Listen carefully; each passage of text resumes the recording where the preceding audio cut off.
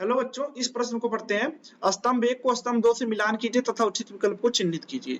तो इस प्रश्न में आपसे पूछा गया कि एक स्तंभ 1 जो है ये वाला स्तंभ 1 है और स्तंभ 2 है, इसमें आपको क्या करना है, मिलान करना है। तो इस क्वेश्चन के लिए मुख्य अवधारणा देख लेते हैं।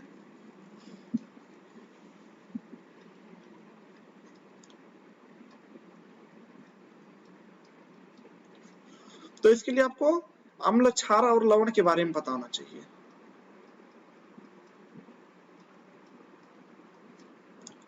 और लवण के बारे में पता होना चाहिए। तो आइए बात करते हैं पहले वाले ऑप्शन। पहले वाले ऑप्शन में दिया गया है K2SO4 Al2SO4 का ट्वाइस .24H2। अब ये क्या, एक लवण है, लवण है। तो लवण का हम जब लवण को पानी में घोलते हैं, लवण को जब हम पानी में घोलते हैं, जल अपघटन करते हैं, तो वहां पे क्या हो जाता है, वहां पे जल अपघटन हो जाता है। तो जल अपघटन होने के बाद क्या होता है कि सपोज करो अगर ऋणायन है तो अगर हम ऋणायन का जल अपघटन होगा कि नहीं ये कैसे पता करेंगे। तो अगर ऋणायन सपोज करो SO4 2 माइनस, अब हमें पता करना है कि SO4 2 माइनस का जल अपघटन होगा कि नहीं। तो हम इसको क्या करेंगे, SO4 2 माइनस किसका, ये क्या है, एक संयुग्मी क्षार है किसका, H2SO4 का। अगर हम बात करें H2SO4 की, तो H2SO4 क्या करेगा, अपक्रिया करेगा, जब अपना वियोजन करेगा तो 2H प्लस देगा और साथ में क्या करेगा, SO4 2 माइनस बनाएगा। तो ये अम्ल था, तो ये जो बना ये क्या हो गया, इसका संयुग्मी क्षार हो गया। तो SO4 2 माइनस जो है ये ऋणायन, इसका जल अपघटन होगा कि नहीं ये हम कैसे पता करेंगे, इसमें 2H जोड़े, 2H जोड़ने के बाद ये जो अम्ल बना ये कैसा अम्ल है, प्रबल अम्ल है। तो अगर जो ऋणायन है वो प्रबल अम्ल का संयुग्मी क्षार है तो उसका जल अपघटन कभी नहीं होता है। ठीक है, अगर ये जो ऋणायन होता ये दुर्बल अम्ल का होता तो उसका जल अपघटन हो जाता। जैसे हम बात करें किसकी, CH3COO माइनस की, ये जो ऋणायन है ये किसका संयुग्मी क्षार है, CH3COOH का। ठीक है, अब CH3COOH कैसा होता है, दुर्बल अम्ल होता है, ये दुर्बल होता है। तो इस वाले ऋणायन का क्या हो जाएगा, इस वाले ऋणायन का जल अपघटन हो जाएगा। इसी प्रकार अगर हम क्षार की बात करें, इसी प्रकार हम किसकी बात करें, क्षार की, तो क्षार में क्षार जब OH माइनस को डोनेट करता है तो OH माइनस को डोनेट करने के बाद सपोज करो NaOH, ये क्या है, क्षार है। तो ये अभिक्रिया के बाद वियोजन के बाद क्या देगा, Na प्लस और OH माइनस। अब ये OH माइनस तो डोनेट कर दिया तो Na प्लस क्या है, इस क्षार का संयुग्मी अम्ल है। Na प्लस जो है इस क्षार का क्या है, संयुग्मी अम्ल है, संयुग्मी अम्ल है। तो हम अगर बात करें कि इस धनायन का, धनायन क्या होगा, क्षार का संयुग्मी अम्ल होगा, तो इस धनायन का जल अपघटन होगा कि नहीं। तो अगर ये धनायन जो है ये प्रबल क्षार का संयुग्मी अम्ल है तो इसका जल अपघटन नहीं होगा। इसका मतलब क्या हुआ, NaOH जो है प्रबल क्षार होता है, प्रबल क्षार होता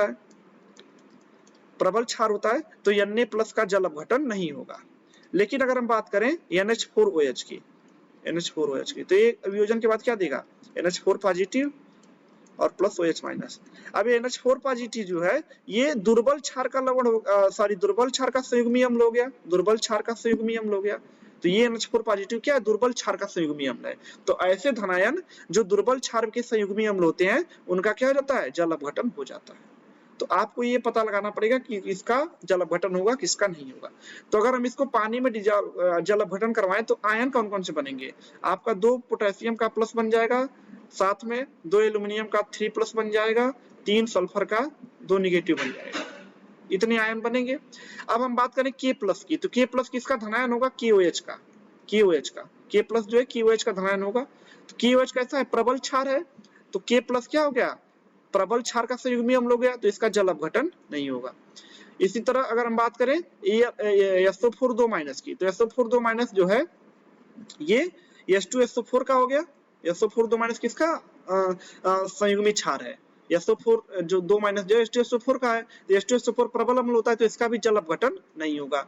बची बात Al3 प्लस की, तो Al3 प्लस जो होता है AlOH के थ्राइस का होता है, AlOH का थ्राइस जो होता है ये क्या होता है, क्षार होता है। जब ये पानी में घुलता है तो क्या देता है, 1 एल्युमिनियम का 3 पॉजिटिव देता है और साथ में 3 OH का निगेटिव देता है।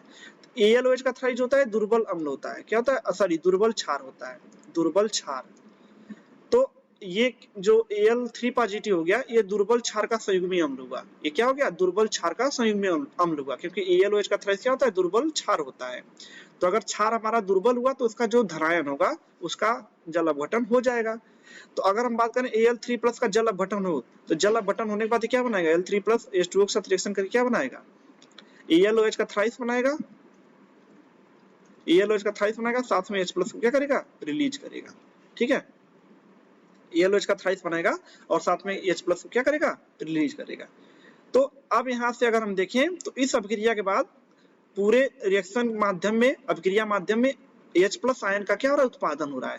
तो इसका मतलब ये हमारा जो लवण है इसका जल अपघटन होने के बाद कैसा होगा, अम्लीय होगा। तो ए वाला जो होगा वो किससे मिलेगा, अम्लीय से। तो ए वाला जो होगा आपका अम्लीय हो जाएगा, ए वाला 4 हो जाएगा।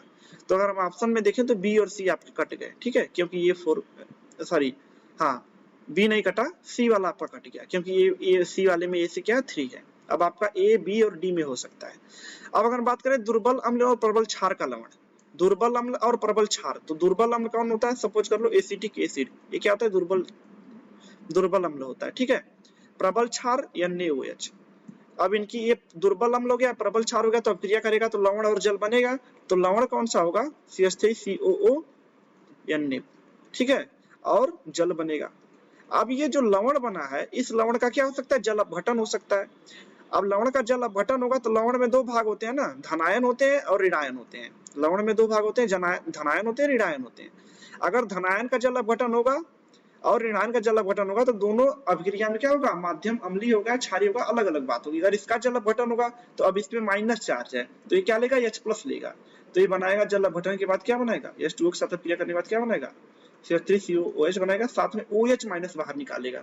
मतलब ऋणायन का जल अपघटन हुआ तो क्या बाहर निकला, OH-, मतलब मीडियम कैसा हो जाएगा, क्षारीय हो जाएगा। लेकिन अगर Na+ का जल अपघटन हुआ तो H2O के साथ अभिक्रिया करेगा तो क्या बनाएगा, NaOH बनाएगा और साथ में H+ बाहर निकालेगा। तो यहाँ पे जल अपघटन के होने के बाद, धनायन का जल अपघटन होने के बाद क्या बनता है, अम्लीय माध्यम बन जाता है। तो अब हमें पता करना है कि इन दोनों में से जल अपघटन होगा किसका, इसका होगा कि इसका होगा। तो Na+ की बात करें तो प्रबल क्षार NaOH का क्या है, प्रबल क्षार का धनायन, तो इसका तो जल अपघटन नहीं होगा, इसका जल अपघटन हो जाएगा क्योंकि ये दुर्बल अम्ल का ऋणायन है। तो इसका जल अपघटन होगा तो माध्यम कैसा हो जाएगा, क्षारीय हो जाएगा। तो बी वाला किससे मिल जाएगा आपका, बी वाला आपका क्षारीय से मिल जाएगा। तो बी वाला आपका तीसरे से होगा, तो बी वाला तीसरे में होगा तो आपका बी भी कट गया। ए में भी बी तीसरा है और डी में भी बी तीसरा है।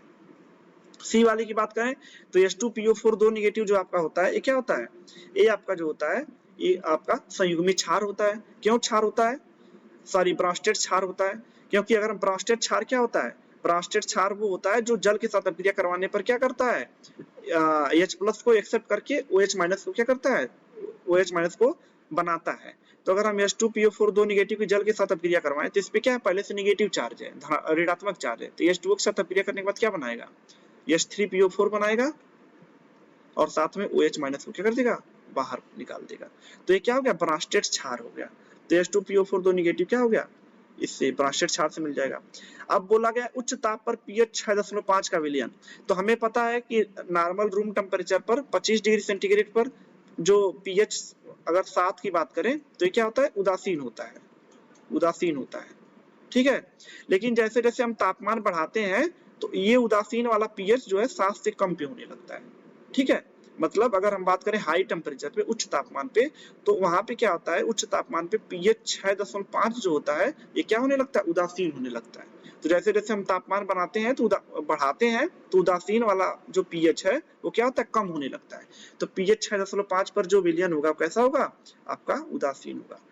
तो ए से आपका मिल गया फर्स्ट, सॉरी ए से मिल गया 4, बी से आपका मिल गया 3, ए से 4, बी से 3, सी से आपका मिल गया पहला वाला, डी से आपका मिल गया दूसरा वाला। तो ए ऑप्शन आपका सही हो जाएगा। डी वाले में भी सेम दिया है तो डी भी इसका सही हो जाएगा। ठीक है, तो ए आपका इसमें से ए और डी दोनों ही सेम है, दोनों ही ऑप्शन क्या है, एक ही जैसे हैं। तो ए और डी में से दोनों ही सेम है तो कोई एक आंसर आपका हो जाएगा। तो ए भी सही है, डी भी सही है। आशा करता हूँ आपको क्वेश्चन समझ में आया होगा। धन्यवाद।